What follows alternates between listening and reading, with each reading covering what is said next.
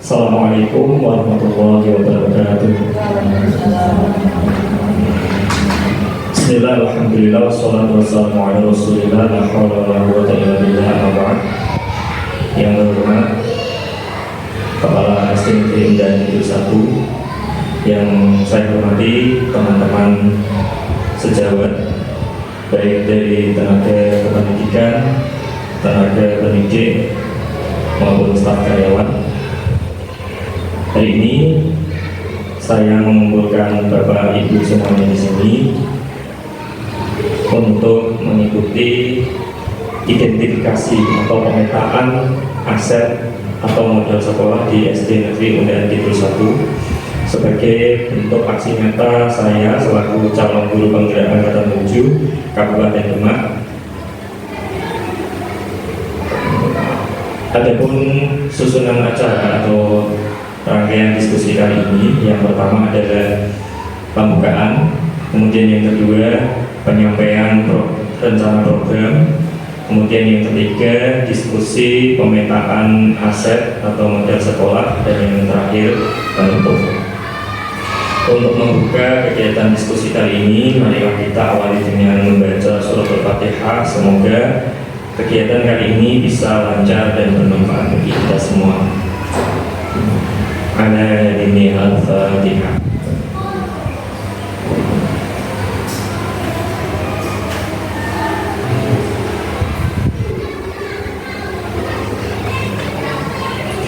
Terima kasih. Langsung saja saya akan sampaikan mengenai pemetaan 7 aset atau modal sekolah di SD Negeri Undayan Kidul 1. Nah, ini sekedar selain pandang bahwa SD kita tercinta, yaitu SD Negeri Undayan Kidul 1 itu sudah cukup lama berdiri, yaitu sejak tahun 1963, ditandai dengan diterbitannya surat pendirian yang bernomor 421.2/1945, yang mana sekolah ini merupakan bagian dari pendidikan dasar yang turut berperan dalam memberikan bekal kemampuan dasar kepada peserta didik untuk mengembangkan kehidupannya sebagai pribadi, anggota masyarakat, warga negara, dan anggota umat manusia, serta mempersiapkan peserta didik untuk mengikuti pendidikan menengah. Jadi memang SD kita dipersiapkan untuk mencetak generasi muda yang memiliki kompetensi, baik kompetensi akademik maupun kompetensi non akademik, untuk dipersiapkan menjadi anggota masyarakat, warga negara, maupun dipersiapkan untuk melanjutkan ke pendidikan menengah. Kemudian ada beberapa hal yang ingin saya sampaikan di sini, bahwa selama ini cara pandang kita terhadap pengembangan sekolah atau pengembangan suatu komunitas itu berbasis pada apa yang menjadi kendala dan masalah yang ada di sekitar kita. Contohnya misalnya ketika kita ingin mengadakan sebuah kegiatan, misalnya kegiatan peringatan Maulid Nabi atau peringatan Isra Mi'raj, itu ketika kita merencanakan sesuatu, awalnya kita yang dipikir itu bisa gak ya? Apa ya kira-kira yang menjadi hambatan? Apa kira-kira yang menjadi masalah ketika saya melaksanakan kegiatan tersebut? Nah, cara pandang ini kita akan ubah secara masif, yaitu pengembangan komunitas yang berbasis aset atau berbasis kekuatan. Jadi selama ini cara pandang kita yang semula memandang dalam mengembangkan sebuah komunitas itu basisnya adalah masalah, maka kita kembangkan menjadi berbasis aset. Apa itu pengembangan komunitas berbasis aset? Yaitu suatu pendekatan yang menekankan pada nilai prinsip, cara berpikir mengenai dunia, memberikan nilai lebih pada kapasitas, kemampuan, pengetahuan, jaringan, dan potensi yang dimiliki oleh sebuah komunitas. Jadi pengembangan ini atau cara pandang ini menekankan dan mendorong komunitas untuk dapat memberdayakan aset yang dimilikinya serta membangun keterkaitan dari aset-aset tersebut agar menjadi lebih berdaya guna. Jadi fokusnya bukan pada apa yang menjadi masalah, apa yang menjadi kekurangan yang ada di SD kita, tapi sekecil apapun aset yang kita miliki itu bisa kita kembangkan dan bisa kita kaitkan dengan program-program yang kita rencanakan ke depannya. Nah, ini ada 7 aset atau modal sekolah yang nantinya akan kita identifikasi terkait dengan program yang saya rencanakan. Yang pertama adalah sumber daya manusia atau modal manusia, yang kedua adalah modal sosial, yang ketiga modal fisik, yang keempat modal lingkungan atau alam, yang selanjutnya adalah modal finansial, kemudian modal politik dan modal agama serta budaya. Di antara 7 aset ini nanti kita akan identifikasi mana saja aset-aset atau modal yang menjadi kekuatan dari sekolah kita dan kita kembangkan dalam bentuk program-program yang berdampak positif pada murid. Nah, ketika kita merencanakan sebuah program sekolah, maka kita harus menentukan dulu apa saja yang ingin kita kembangkan, terutama kepada murid atau peserta didik kita. Nah, pada dasarnya dalam menentukan sebuah program sekolah itu kita harus bisa menumbuhkan kepemimpinan murid. Maksudnya bagaimana menumbuhkan kepemimpinan murid itu adalah mengajak bahwa setiap program yang kita rencanakan itu melibatkan murid, baik dalam hal ide, suara, pendapat maupun pilihan serta kepemilikan, bahwa program itu memang benar-benar melibatkan murid dan anak-anak terlibat aktif baik dalam perencanaan, pelaksanaan maupun pengawasannya. Nah, lantas karakteristik lingkungan bagaimana yang bisa menumbuhkan kepemimpinan murid tersebut. Nah, yang pertama, memberikan kesempatan murid untuk mengembangkan pola pikir positif dan merasakan emosi yang positif. Ya, jadi lingkungan yang mendukung pola pikir positif murid dan emosi positif itu yang nantinya akan bisa membuka kepemimpinan murid.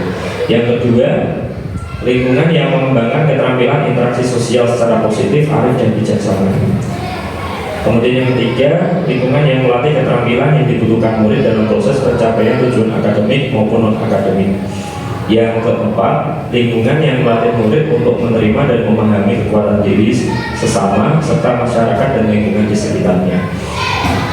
Karakteristik selanjutnya yaitu lingkungan yang membuka wawasan murid agar dapat menentukan dan menindaklanjuti tujuan, harapan atau mimpi yang manfaat dan kebaikannya melampaui pemenuhan kepentingan individu, kelompok ataupun golongan. Kemudian yang keenam, lingkungan tersebut berkomitmen untuk menempatkan murid sedemikian rupa sehingga aktif menentukan proses belajarnya sendiri. Dan yang terakhir adalah lingkungan tersebut menumbuhkan daya lenting dan sikap tangguh murid untuk terus bangkit di tengah kesempitan dan kesulitan. Di antara 7 karakteristik lingkungan yang menumbuhkan kepemimpinan murid ini, saya rencanakan sebuah program, yaitu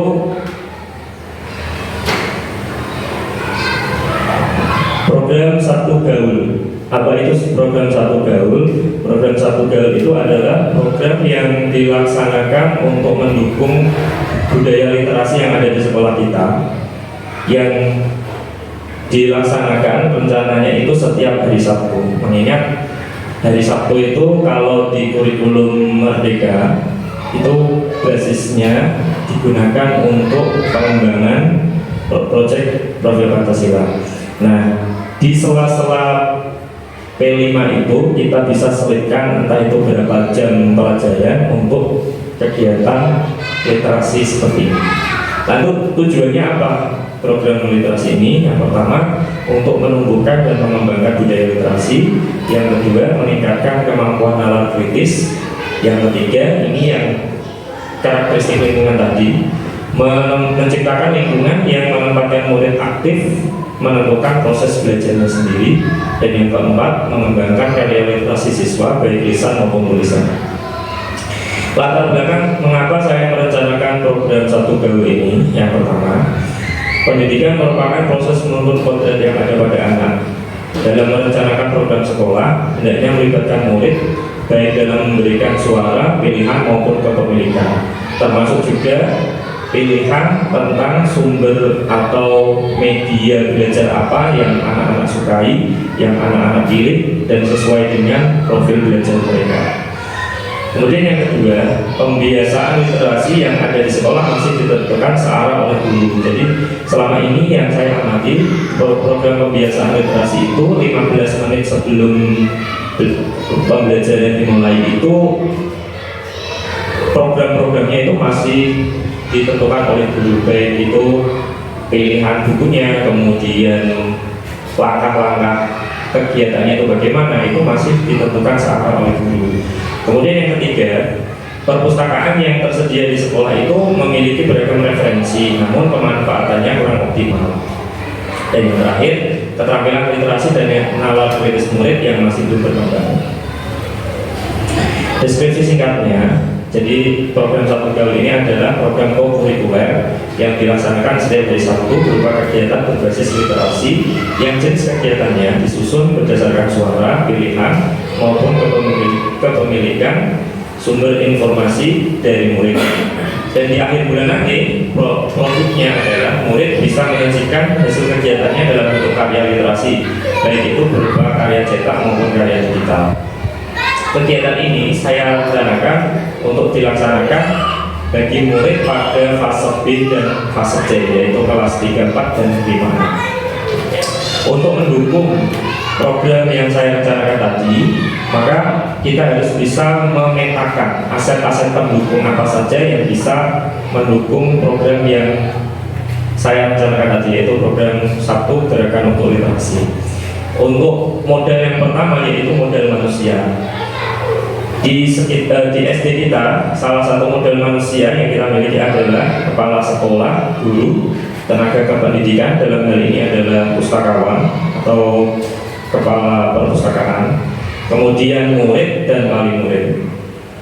Saya ingin berdiskusi kepada Bapak Ibu guru bagaimana gambaran umum realita yang ada di sekolah kita mengenai model manusia ini. Dari yang pertama yaitu kepala sekolah. Mungkin ada yang mau berpendapat, Bapak Ibu, terkait model kepala sekolah?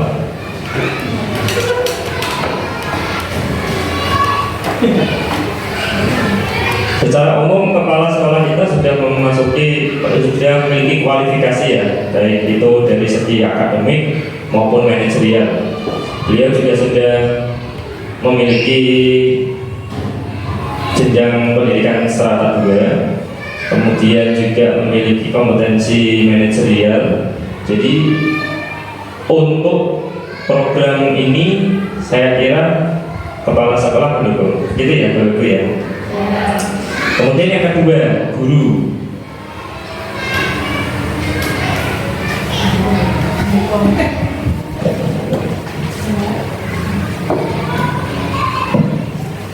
Ya, kalau menurut saya untuk guru, apalagi guru SDM 1, mungkin mendukung sekali untuk gerakan satu halnya Pak ini.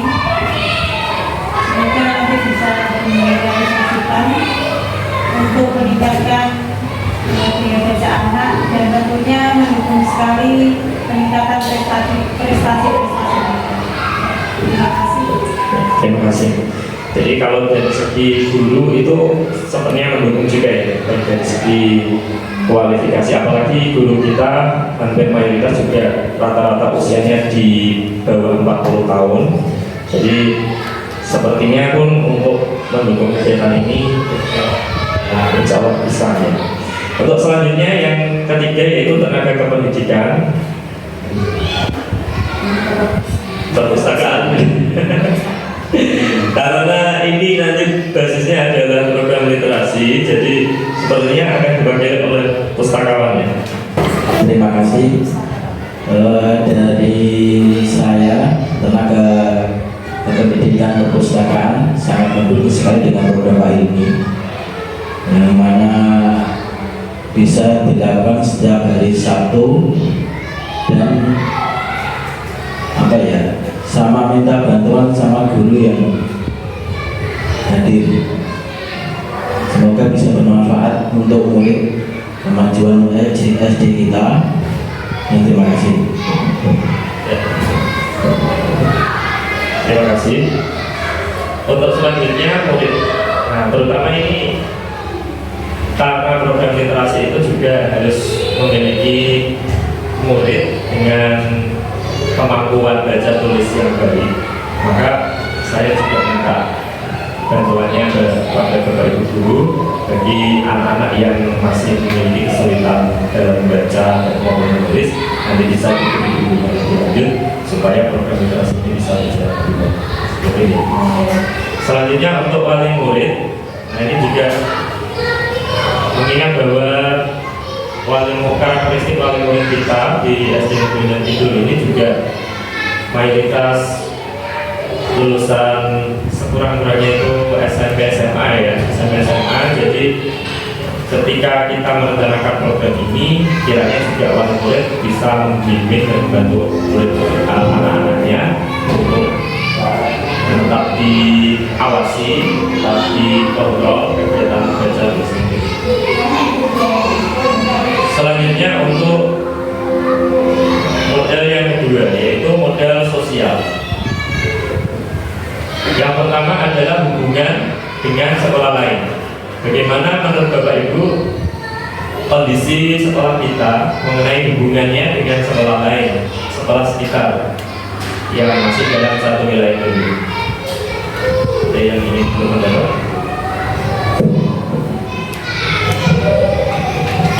Baik, saya rasa hubungan sekolah kita dengan sekolah lain, saya rasa kita hubungannya yang bagus ya Pak ya. Ketika ada misalnya hubungan apa, pasti mengenai saling membantu. Dan ini juga sangat membantu apalagi mereka literasi yang Bapak programnya untuk sekolah. Terima kasih. Terima kasih, karena memang sekolah kita juga tergabung dalam daerah binaan 2 yang setiap sebulan sekali itu juga ada pertemuan kelompok kerja guru maupun K3S. Jadi hubungan antara sekolah kita dengan sekolah lain juga bisa baik. Kemudian yang kedua, hubungan dengan masyarakat. Selama ini kita ketika ada sebuah program itu tentunya harus kita komunikasi juga dengan masyarakat, baik itu wali murid, komite maupun unsur-unsur terkait. Nah, menurut saya juga hubungan antara SD kita dengan masyarakat sekitar juga sudah baik komunikasi secara lisan maupun komunikasi dalam bentuk chat di grup WA gitu ya. Terutama setiap kelas itu juga memiliki grup WA masing-masing. Jadi untuk hubungan SD kita dengan masyarakat itu juga sudah berjalan dengan baik. Kemudian yang ketiga yaitu hubungan dengan pemerintah daerah. Selama ini ketika kita merencanakan sebuah program terutama yang berkaitan dengan fisik, dengan pembangunan, kita juga melibatkan desa, baik itu untuk bisa mendapatkan dukungan secara moral maupun dukungan secara finansial juga. Jadi sepengetahuan saya hubungan kita dengan pemerintah daerah, terutama pemerintah desa ya, itu juga sudah berjalan dengan baik. Kemudian yang terakhir, hubungan dengan instansi lain. Hubungan dengan instansi lain yang berkaitan dengan program literasi juga sudah berjalan dengan baik. Misalnya dengan perpustakaan daerah, kemudian juga dengan beberapa komunitas taman baca yang ada di sekitar kita yang bisa kita kembangkan untuk kedepannya yang lebih baik. Saya lanjutkan untuk pemetaan aset pendukung program 1 Gerakan untuk Literasi, yaitu model politik. Perbedaannya dengan model sosial, kalau tadi model sosial itu bentuknya kerjasama tanpa ada hitam di atas putih. Jadi hubungan kerjasama atau kolaborasi yang belum dibuktikan dalam bentuk surat perjanjian atau MOU. Nah, sementara model politik itu berkaitan dengan perjanjian atau MOU. Yang pertama, perjanjian dengan perpustakaan daerah. Selama ini perpustakaan daerah kan sudah mensupport kegiatan literasi di sekolah kita, terutama dalam hal peminjaman dan pengembalian buku bacaan.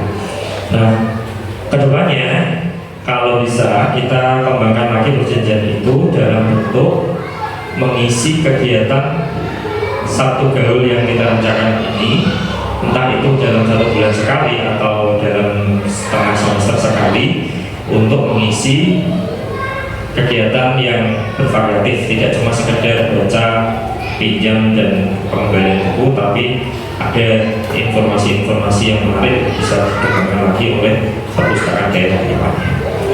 Kemudian perjanjian dengan komunitas atau taman baca. Nah, kalau memang di sekitar kita di area Karanganyar ini belum ada taman baca yang bisa kita jaga sesama, di kabupaten sebelah itu sudah ada di Kudus ataupun di Jepara. Itu kalau misalnya memang Bapak Ibu siap untuk melaksanakan program ini, kita bisa mengadakan perjanjian bekerjasama dengan taman baca atau komunitas supaya mereka bisa support kegiatan kita juga. Kemudian yang terakhir, perjanjian dengan percetakan atau penerbit. Nah, di akhir tadi saya sampaikan bahwa selama 1 bulan ketika anak sudah mengikuti kegiatan satu literasi ini, endingnya atau produknya adalah dalam bentuk karya, baik itu cetak maupun digital. Kita bisa kerjasama dengan pihak percetakan atau penerbit untuk bisa mempublikasikan hasil dari karya anak ini, entah itu dalam bentuk majalah, buletin ataupun buku seperti itu. Kemudian untuk yang selanjutnya yaitu modal agama dan budaya. Yang pertama, mayoritas murid dan warga sekolah kita beragama Islam.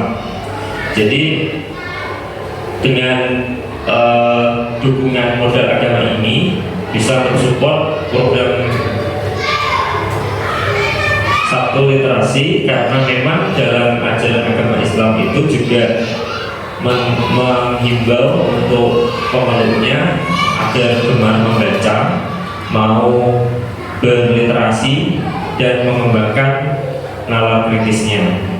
Kemudian yang kedua, memiliki budaya berkelompok atau jamiah, baik itu dalam skala kecil maupun skala besar. Dengan adanya budaya ini, kita bisa mengadakan program ini dalam bentuk kelompok, bukan hanya perseorangan yang menghasilkan karya, tapi kita juga bisa mengupayakan kegiatan berkelompok dan karya bersama atau ya karya bersama. Kemudian yang selanjutnya adalah budaya Maghrib Matikan TV Ayo Mengaji yang digaungkan oleh Kabupaten Demak. Ini juga kita bisa manfaatkan. Selain aktivitas mengaji anak-anak, kita juga bisa menghimbau untuk orang tua dibudayakan untuk setelah mengaji belajar, terutama membaca. Selanjutnya untuk modal fisik. Nah, ini yang ingin saya konfirmasi juga kepada Bapak Ibu, bagaimana realita dan harapannya. Yang pertama adalah perpustakaan. Bagaimana gambaran perpustakaan yang kita miliki? Bagaimana gambaran perpustakaan yang ada di sekolah kita?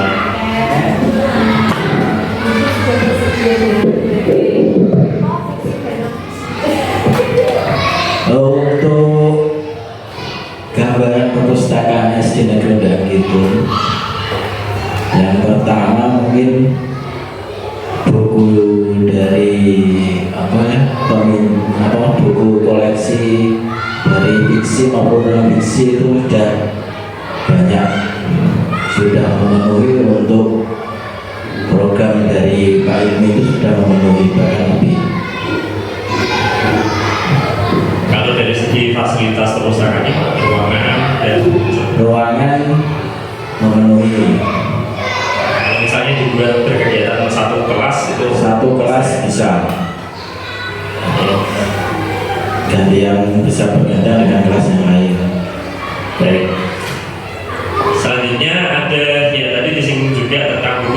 teratur. Jadi memang koleksi di perpustakaan insya Allah cukup ya Pak untuk mendukung kegiatan ini. Kemudian ada juga pojok baca di masing-masing kelas. Mungkin Bapak Ibu bisa yang lainnya bisa menggambarkan bagaimana kondisi pojok baca yang ada di kelas panjenengan.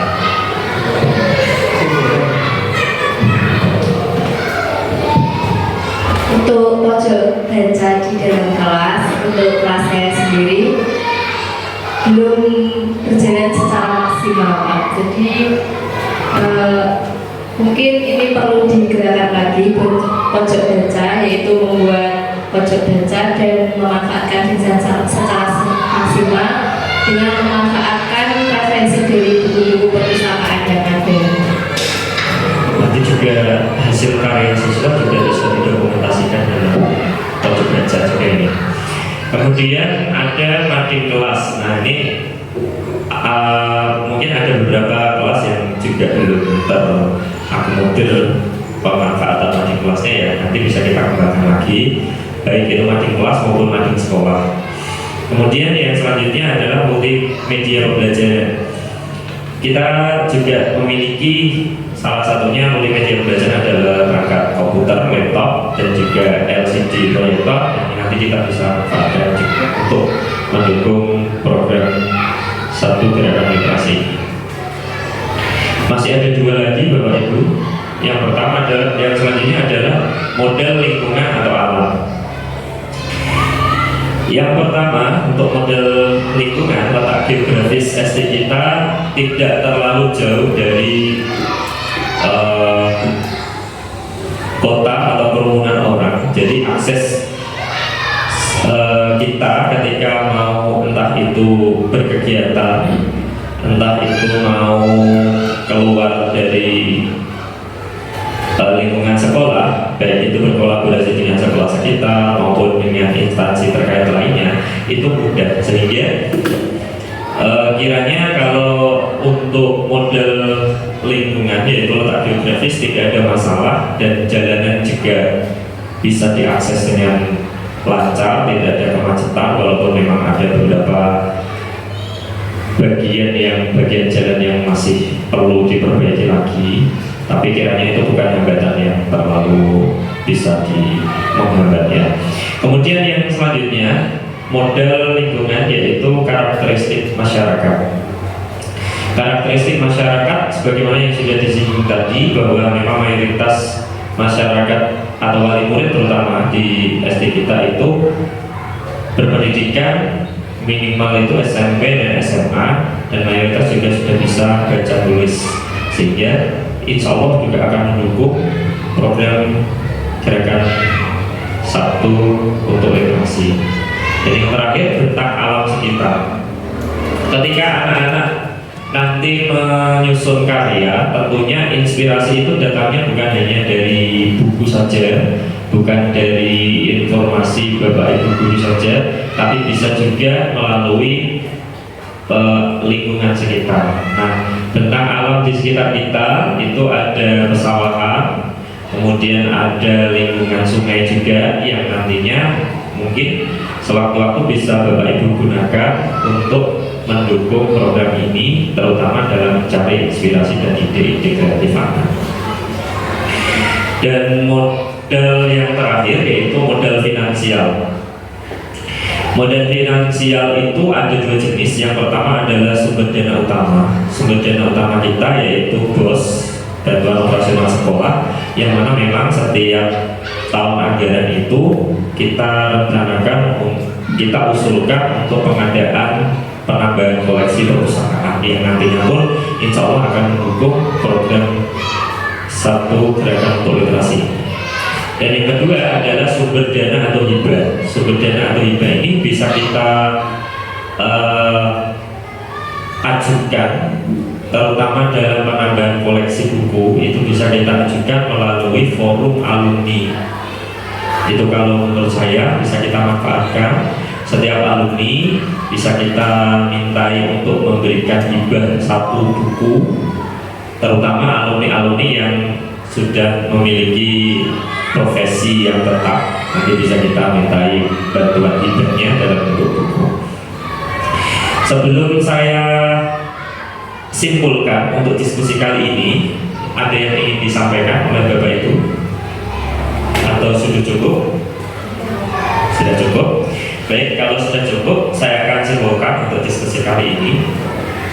Dari 7 model atau aset pendukung program Sabtu Gerakan untuk Literasi, ada banyak sekali kekuatan-kekuatan positif yang kita miliki, terutama dalam hal sumber daya atau modal manusia, baik dari segi guru, kepala sekolah, kemudian wali murid, muridnya itu sendiri, maupun masyarakat sekitar, dan beberapa fasilitas-fasilitas yang ada di sekolah, baik itu fasilitas fisik maupun fasilitas non-fisik, yang kiranya akan mendukung program Sabtu Gerakan untuk Literasi ini.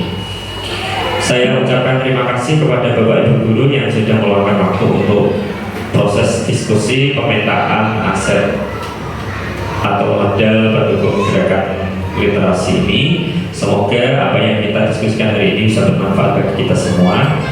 Mari kita akhiri diskusi kali ini dengan baca hamdalah bersama-sama. Alhamdulillahirabbil alamin. Sekian dari saya, kurang lebih mohon maaf. Akhirul kalam. Assalamualaikum warahmatullahi wabarakatuh.